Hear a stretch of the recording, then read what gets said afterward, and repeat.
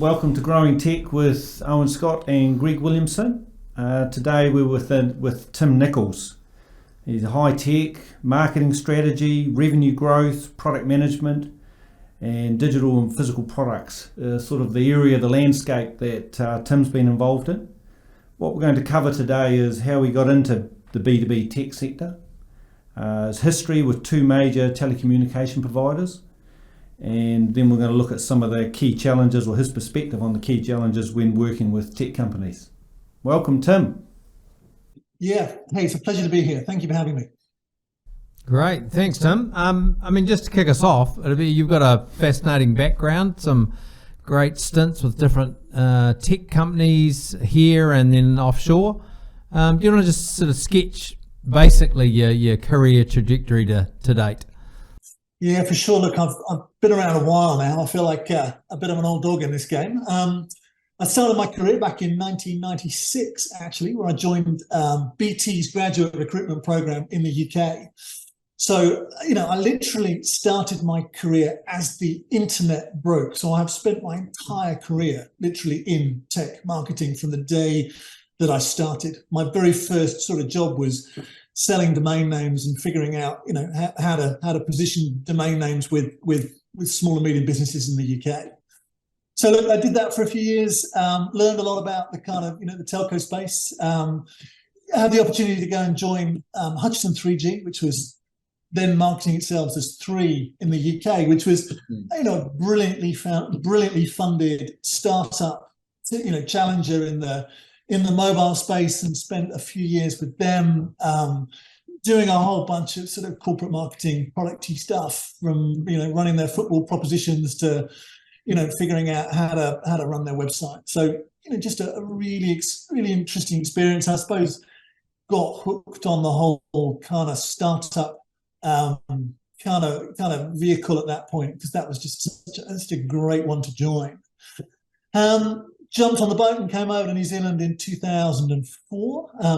Was kind of hired by Vodafone to help launch their 3G proposition. So I came over right as that 3G transformation was happening, and built their product portfolio at the time, which was their sort of Vodafone Live 3G video, music, all of that sort of proposition, which was just a great experience, and a truly sort of gifted way into New Zealand, I suppose, in terms of coming from a big market into a small market, but still getting a big company experience.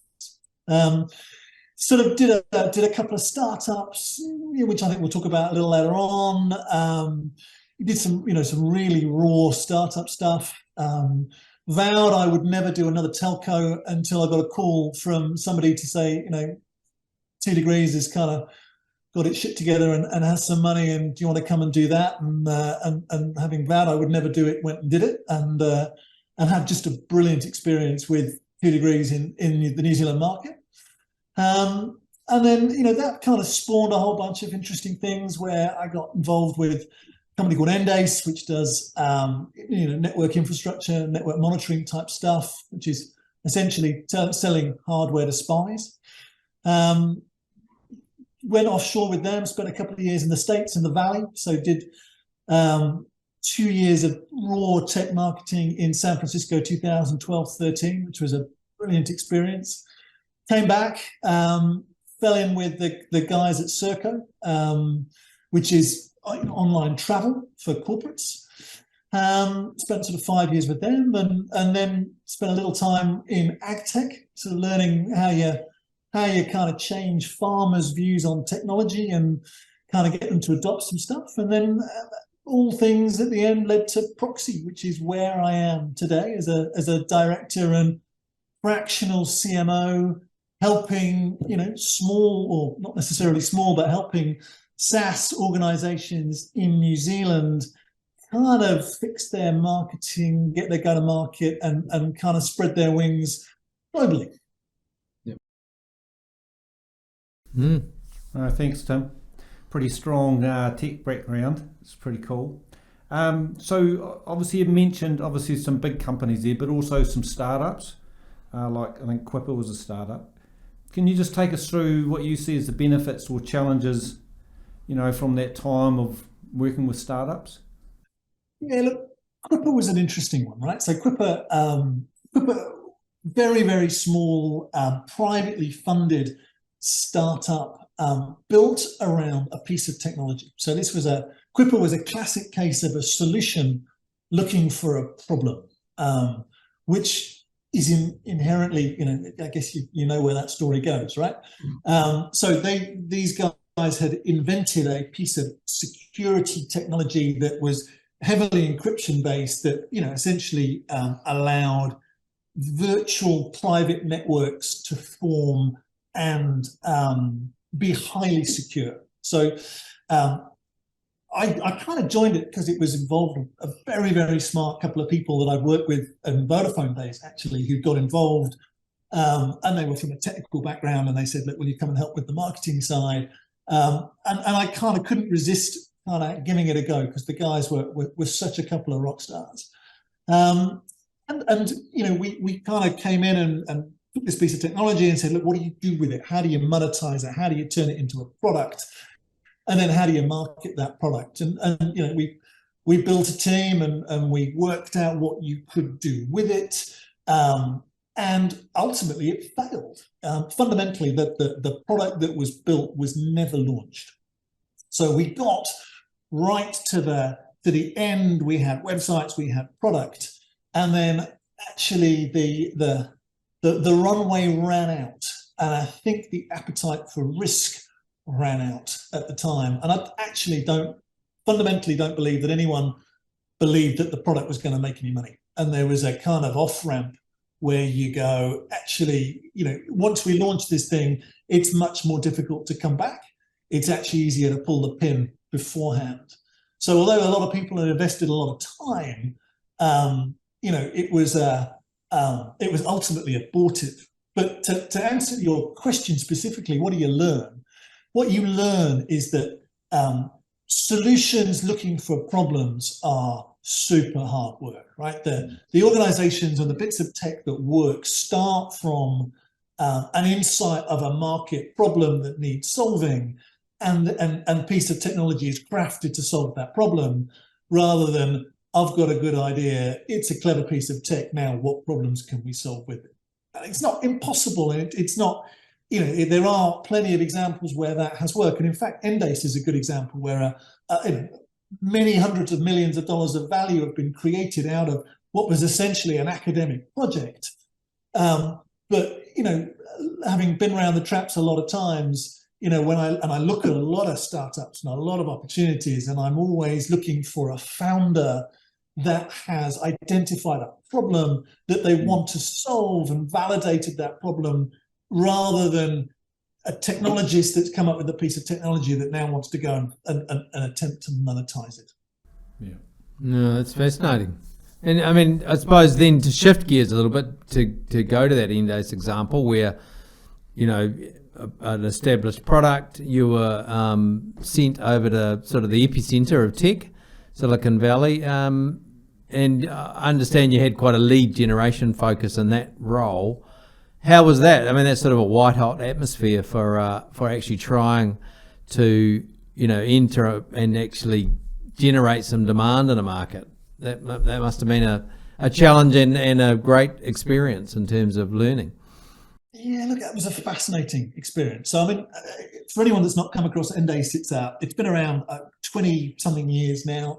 Came out of the Waikato University as a research project that was subsequently turned into a product, and then exists today, right? And it services two markets. It services the network security market, so it sells in that classic kind of intrusion detection, sort of packet capture space. And it sells into a network monitoring space. So does my network perform? And if it doesn't perform, can I diagnose why? So servicing two markets, always challenging when you're in two quite difficult different markets that don't overlap from a marketing perspective. This was back in 2009, so it was there for a good long period of time. You're selling to the largest organizations, right? So you're selling to big investment banks, you're selling to Apple, you're selling to Google. I mean, these are the organizations that have the the infrastructure and the teams and the budget to buy what I guess a lot of organizations would perhaps see as a luxury.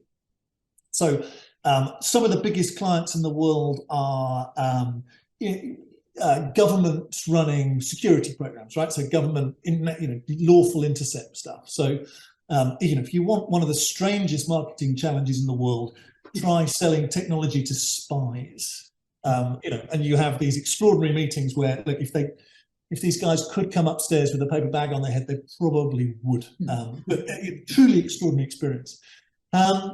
So and I'm a great believer that as a marketer, I know we work across a full range of disciplines, but fundamentally, lead gen is at the core of it, right? If you're a marketer, you're a CMO in an organization, and you don't have the chops to create demand, then your careers tend to be kind of limited, right? So at the time, you're trying to sell from New Zealand, and you really want to get the attention of somebody pretty senior in an IT world in an investment bank in the US, and that is a non-trivial task from New Zealand. And in fact, one of the reasons that I moved to the States is that it was really freaking hard to do from New Zealand, but turned out to be a lot easier to do from the US.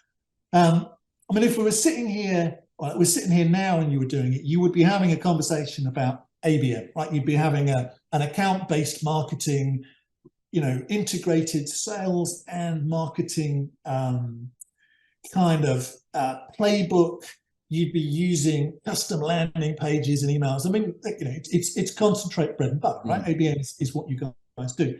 10 years ago, that wasn't a thing, right? You didn't. The ABM. I'm sure there were pockets talking about it, but certainly, it wasn't a playbook as mature as it is now. But I found a piece of, funnily enough, I sort of found a book, as you do on these things, and somebody recommended it. It was called Selling to Veto by a guy called Anthony Carinello. And in a way, it's kind of, it's a precursor to ABM. And Veto is a very important top officer. And what this guy did was wrote a playbook that said, if you want to go and get the attention of, the chief technical officer at Citibank, here's how you do it. And he wrote a playbook, and I kind of followed that playbook to the letter for Embase, because in the absence of outbound calling campaigns and all the other bits and pieces, this was an opportunity to try something new.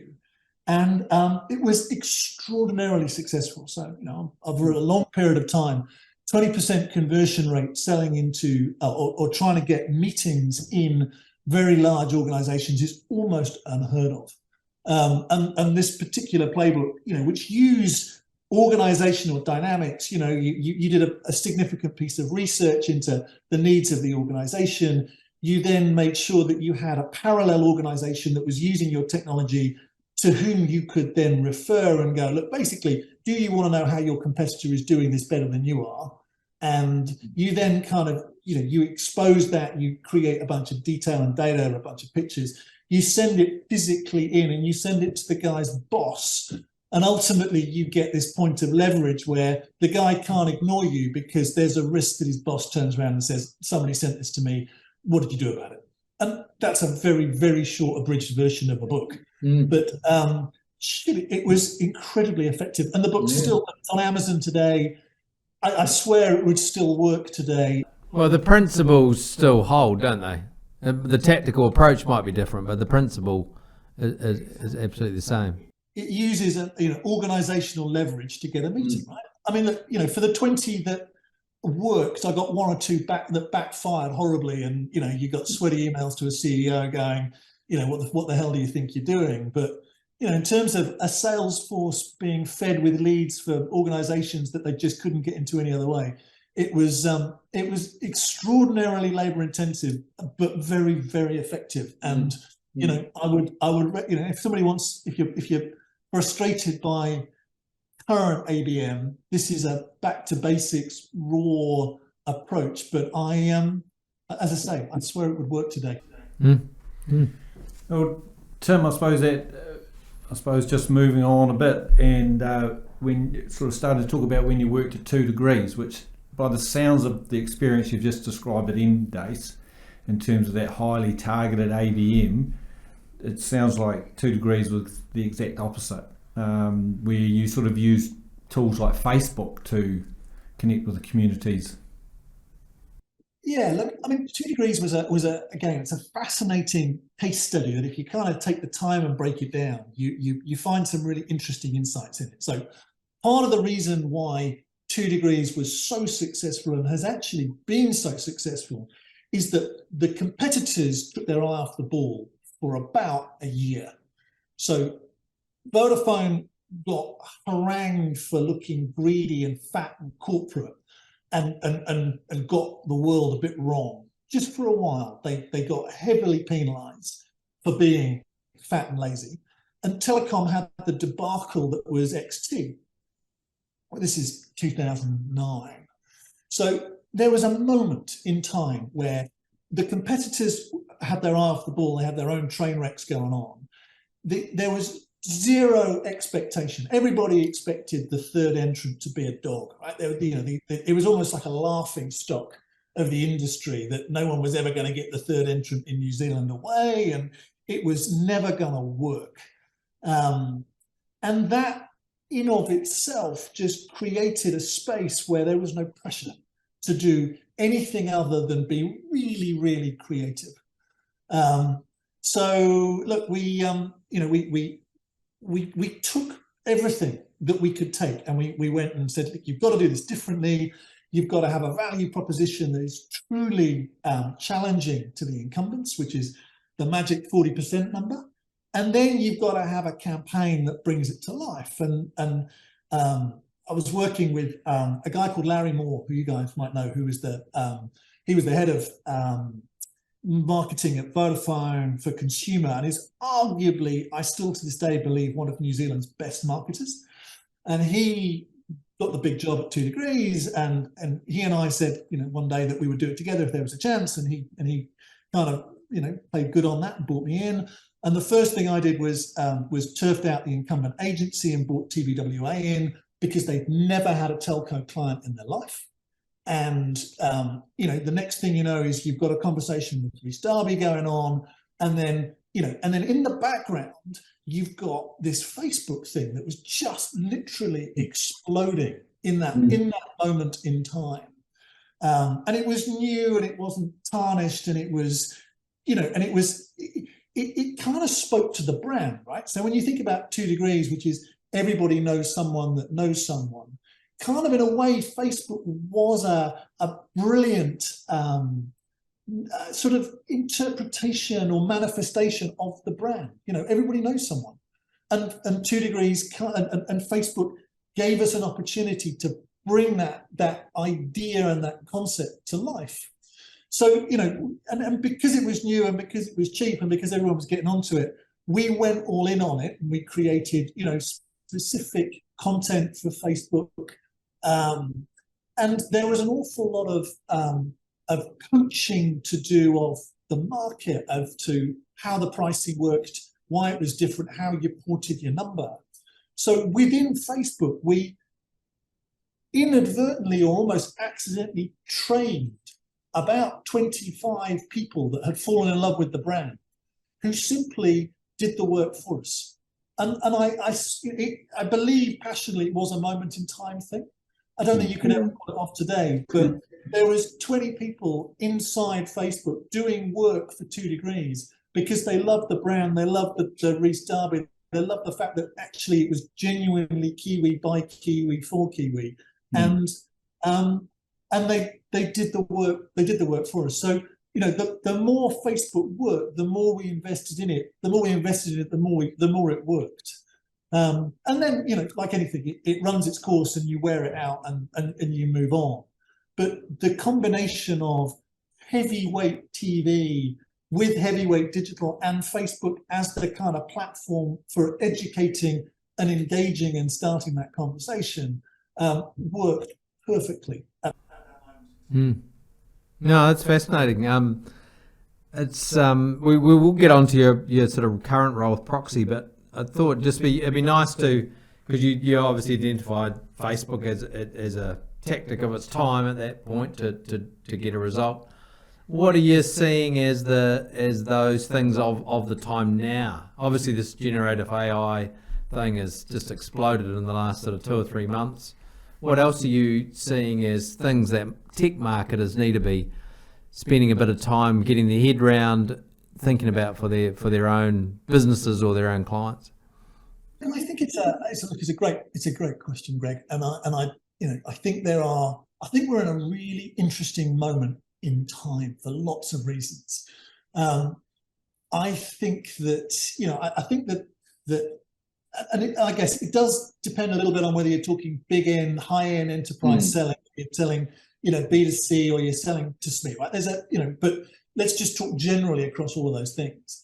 What I have seen very recently is the effectiveness of Google. Spending your money with Google has just started to become less and less effective. So I'm seeing, conversion, the cost of Google as a means to generate converting traffic is becoming really quite hard. And I've just done a piece of work with a really lovely bunch of guys at a prop tech organization in Auckland, and we literally spent months trying to make Google pay in terms of converting traffic, and in the end we gave up. You simply couldn't make Google pay. You could not buy traffic profitably. So which leads me back to, hey, we're about to go back into a world of SEO in a really aggressive way. So SEO is king. You can't, if you can't make your paid traffic convert, you're going to have to go back to an organic traffic. If you're going to make organic traffic work, you got to have a hell of a kind of a strategy around that. You have to deeply understand long tail. You've got to deeply understand your content play, and that content play is about to be massively disrupted by, I suspect, ChatGPT and the AI tools that are about to make it a whole lot easier to create a massive, highly optimized content. So my hypothesis, my provocation is that, we're about to get drowned in content. It's about to be so easy to create content that everyone's going to be doing it. And actually, ChatGPT as a catch-all for all of these tools is actually going to write content that connects and converts better than people do. So actually, if you're sitting here in a world of marketing going, look, my skill set to content and writing and those things, I think it's a pretty bloody challenging moment in time, if I'm honest.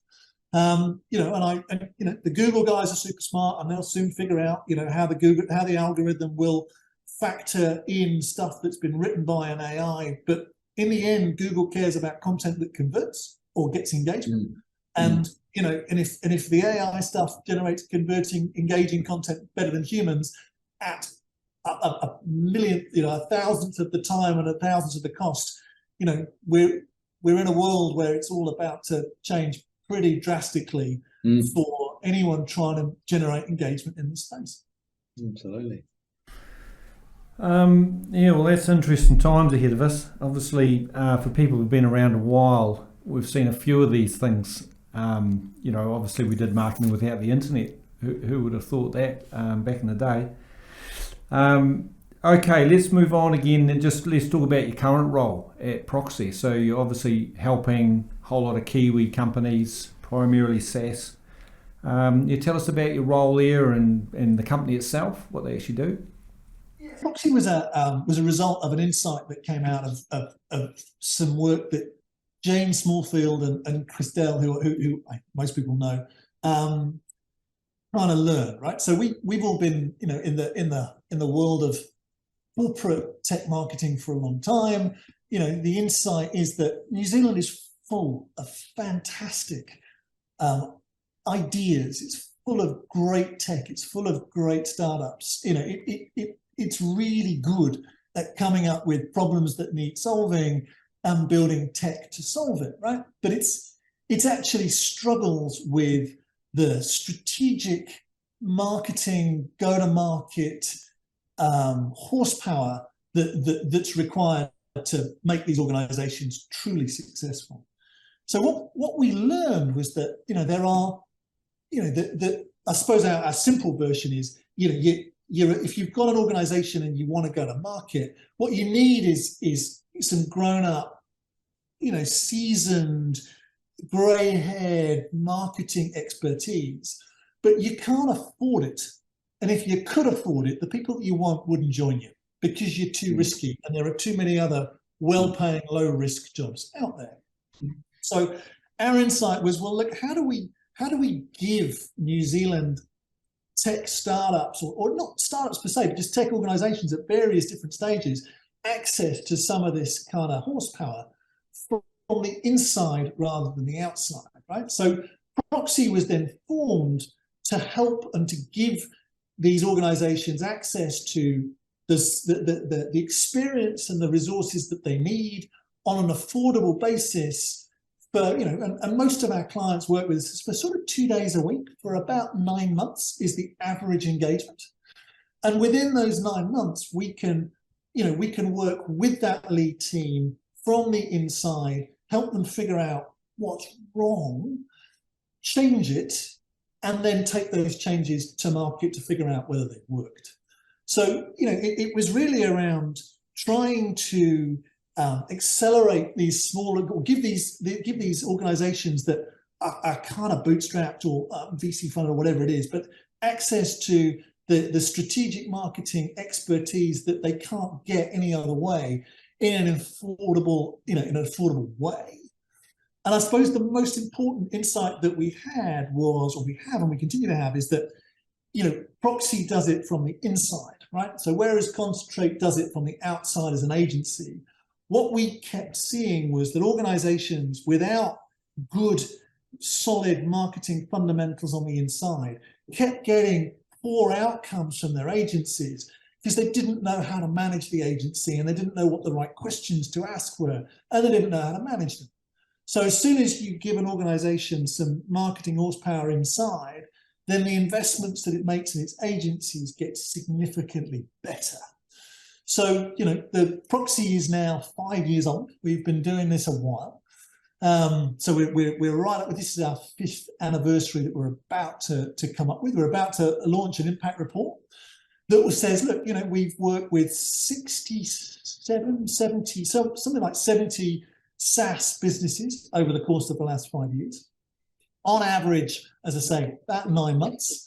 We've helped them raise significant amounts of money. We've helped them access different markets, and we've done significant repricing, remodeling, go to market, but done it from the inside with the benefit of a shed load of experience coming from other organizations that are all wrestling with the same set of problems, which is how the hell do you scale a business out of?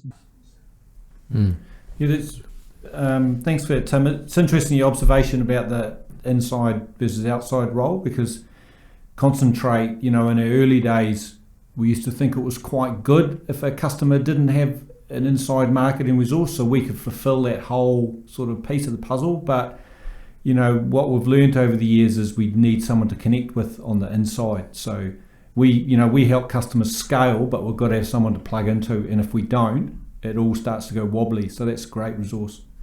It goes wobbly really, really quickly, right? There's, and it's very, your average sort of engagement with an agency, if you haven't got somebody to connect with, is all over inside a few months, and nobody wins, right? So, we don't do anything to the exclusion of the agencies. The agencies still play a really important part of it.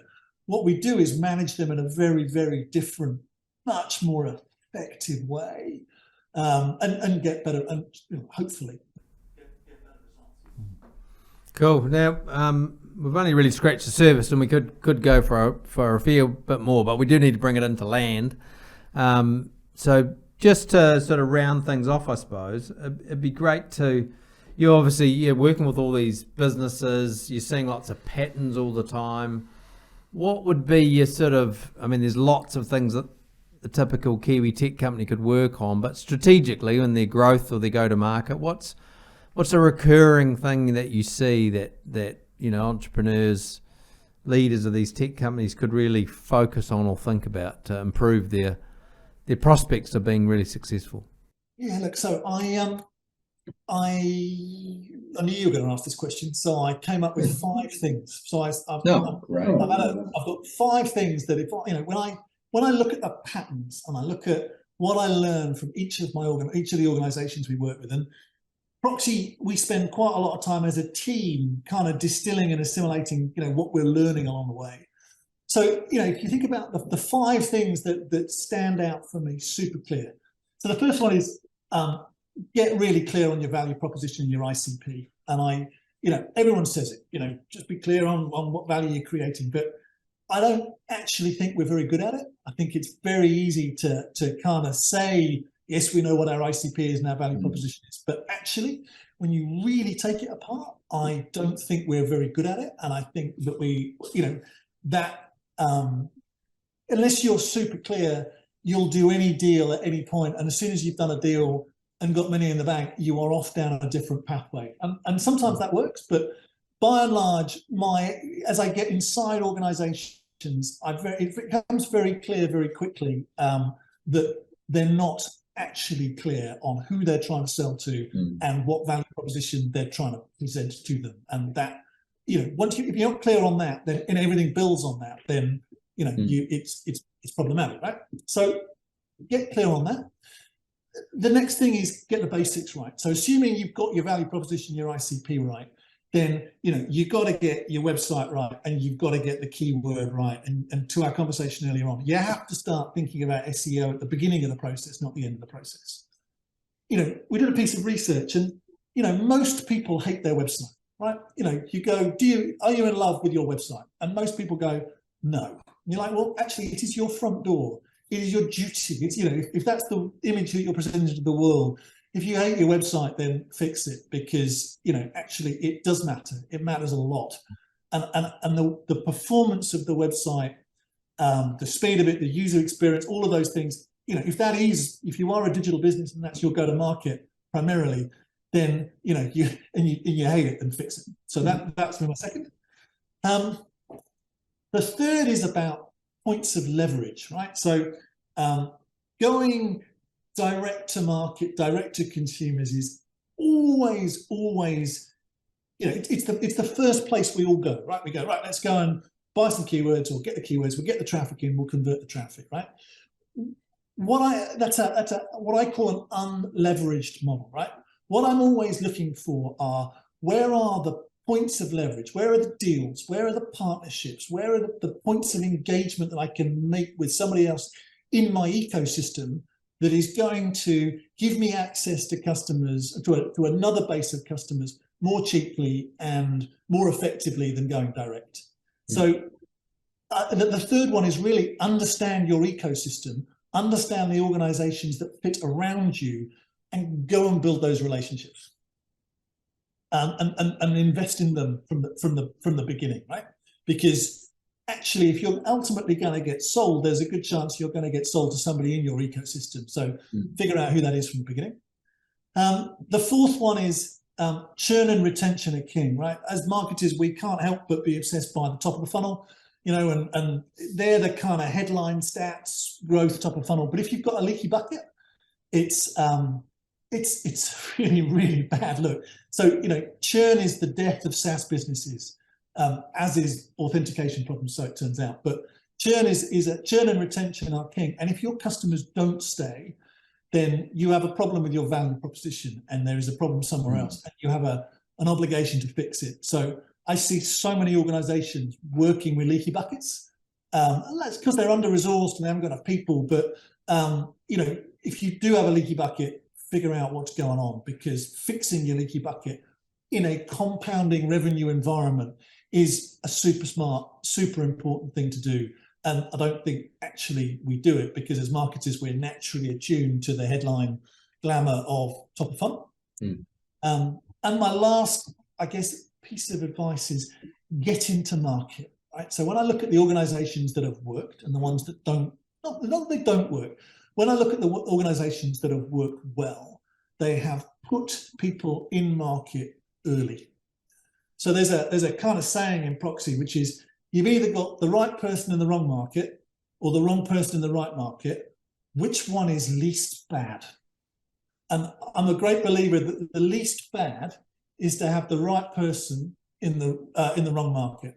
So get your, if you're targeting the US and you're not boots on the ground in the US, and that generally means the founder in the US, then you're going to find it really hard, because your points of leverage, your ecosystem, your relationships, your channels, your lucky opportunities are not made over the internet. They're made at conferences, they're made at bars, they're made by meeting people. They're human. They're not, they come a different way. So, if you want to scale and you want to grow, you have to do it in a very human way. So, in the end, you've got to be a market. And if you can't afford to be a market, then I think that has a really significant long-term impact on your growth. Brilliant. Oh, well, that's a great place to finish, in a way, that the importance of that human connection and being in your market, and then those other insights, which are really quite fundamental strategic things for a business. And I think in marketing, sometimes we can get carried away with the shiny and the new and the cool, but those fundamentals are so key to growth. So thanks, Tim. I really appreciate your time. What's the best place for people to reach you? Through your website, through LinkedIn? What's the... Actually, in the spirit of the conversation we've just had, at Proxi, we hated our website, so we fixed it. So proxi.co.nz is completely new, and all paths lead to the website. Awesome. Hey, well, thanks very much for your time, Tim. Appreciate the insight and some lessons from your experience, as well as your insights from today. And we'll look forward to catching up with Proxi very soon, eh? All right, take care, guys. Well, that was a great interview with Tim at Proxi, a guy with lots of experience, lots of stories, lots of insights. Really enjoyed that. A couple of things I got from that, Owen, was, I suppose the more things change, the more new technology comes and new ideas, the more those fundamentals are important. And Tim covered those really well. And one thing I particularly enjoyed with that emphasis on leverage, which is really about understanding your market and the ecosystem and looking for resellers and other ways of selling in a more easy way. So what about you? What did you take from it? Well, there was heaps of stuff in there. It was really good. A couple of things. One was a sort of a wee specific thing, which was how he talked about how he'd done those trials with Google, the paid ads, and they hadn't really worked, and sort of gone back to that basic thing of SEO. That SEO just seems to be getting more technical and more important. It's become a real foundation thing now, not something that some marketing people do.